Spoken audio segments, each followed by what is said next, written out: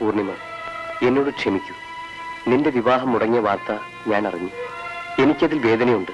നീ എനിക്ക് വിധിക്കപ്പെട്ടവളാണ്. എനിക്ക് നിന്നെ ഒന്ന് നേരിൽ കാണണമെന്നുണ്ട്, ഒന്ന് സംസാരിക്കണമെന്നുണ്ട്. ചില പ്രത്യേക കാരണങ്ങൾ കൊണ്ടാണ് ഞാൻ ആരാണെന്ന് ഇതേവരെ പറയാതിരുന്നത്. നീ എന്നോടൊപ്പം വരണം, എന്റെ ഭാര്യയാകണം.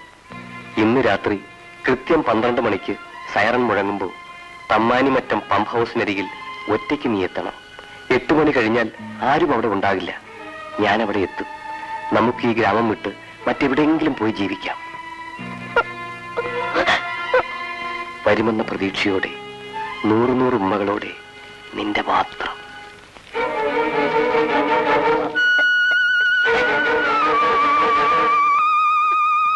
ഇന്ന് രാത്രി കൃത്യം 12 മണിക്ക് സൈറൺ മുഴങ്ങുമ്പോൾ തമ്മാനിമറ്റം പമ്പ് ഹൗസിനരികിൽ ഒറ്റയ്ക്ക് നീ എത്തണം. 8 മണി കഴിഞ്ഞാൽ ആരും അവിടെ ഉണ്ടാവില്ല. രാത്രി 12 മണിക്കുള്ള സൈറൺ. രാത്രി 12 മണിക്കുള്ള സൈറൺ.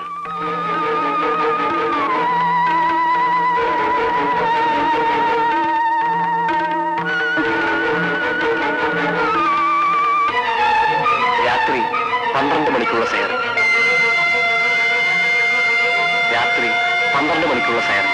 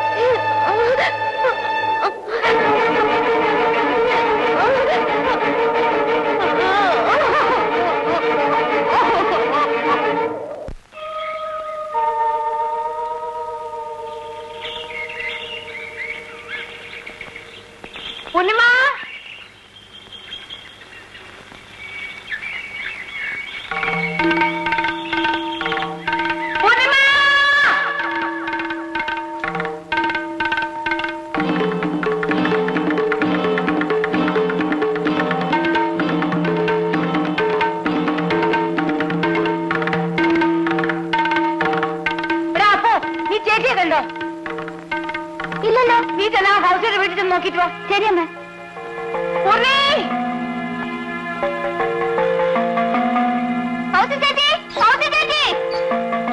എന്താ അപ്പു? പൂർണിമ ചേച്ചി ഇവിടെ വന്നോ? ഇല്ലല്ലോ, ഒരിടത്തും കാണുന്നില്ല. സൈറൺ മുഴങ്ങുമ്പോൾ തമ്മാനിമറ്റം പമ്പ് ഹൗസിനരികിൽ ഒറ്റയ്ക്ക് നീ എത്തണം. ബാപ്പു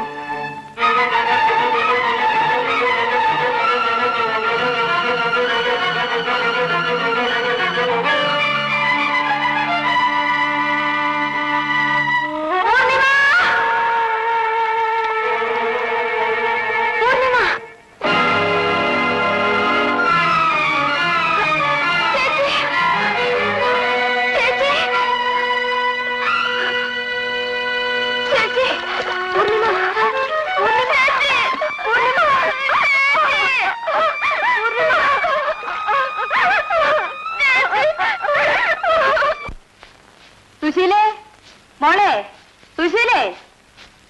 എന്താമ്മേ? നീ ഇവിടെ ഒക്കെ ഒന്ന് വൃത്തിയാക്ക്. അവരൊക്കെ വരാൻ നേരമായില്ലേ? ഞാൻ അടുക്കളയിലോട്ട് ചെല്ലട്ടെ. ആ വേഗം വേഗം. സുശീല ഇവിടെ? അവള് മോളിലുണ്ട്. അവളെ കാണാൻ ഒരു പയ്യൻ വരുന്നുണ്ട്. മോളങ്ങോട്ട് ചെല്ല്. സുശീല. Hi, good morning. എന്താ ഫൗസിയ? നമ്മുടെ പൂർണിമയ്ക്ക് എന്ത് പറ്റി? പാവം പൂർണിമ. അവക്കത്ത് പൂർണിമ ആത്മഹത്യ ചെയ്യണം. ഇന്ന് രാത്രി കൃത്യം 12 മണിക്ക് സൈറൺ മുഴങ്ങുമ്പോൾ തമ്മാനമറ്റും പമ്പൂസിനരികിൽ ഒറ്റയ്ക്ക് നീ എത്തണം.